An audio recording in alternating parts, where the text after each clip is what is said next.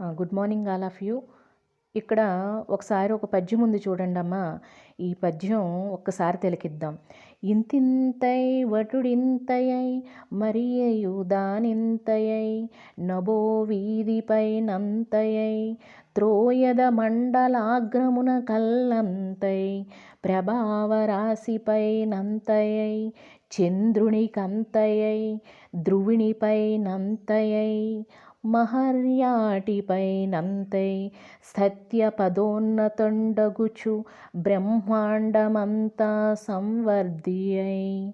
ఇక్కడ ఈ పద్యం ఏ సందర్భంలో ఉందంటండి?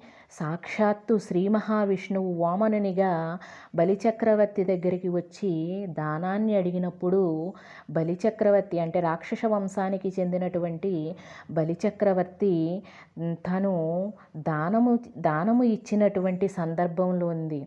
అక్కడ ఏం చెప్తున్నాడు? దానము తీసుకున్నటువంటి వామనమూర్తి తన విశ్వరూపం చూపిస్తూ ఇక్కడ ఎలా పెరుగుతున్నాడంటండి.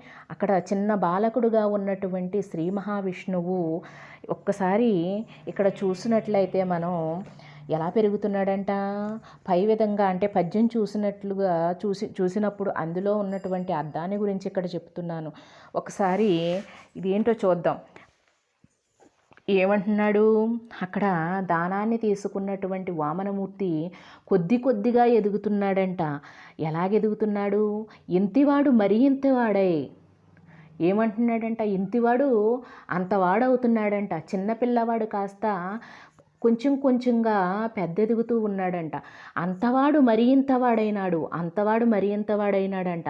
క్రమక్రమంగా పెరిగిపోతున్నాడంట. అలా క్రమక్రమంగా పెరిగిపోతూ ఆకాశం కంటే పెద్దవాడుగా, అంటే ఆకాశం కంటే, మేఘమండలం కంటే, వెలుగుల రాశి కంటే పైకంట ఎదిగిపోతున్నాడు. చంద్రుని వరకు వెళ్ళిపోయాడు. ఆ తరువాత ధ్రువ నక్షత్రం వరకు కూడా వెళ్ళిపోయాడు.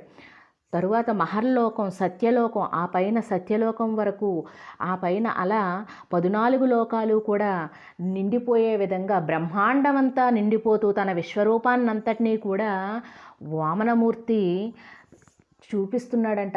అంటే తన విశ్వరూపాన్నంతటినీ కూడా తిలకిస్తున్నాడంటండి. ఆ సందర్భంలో ఉందంటండి ఈ పద్యం.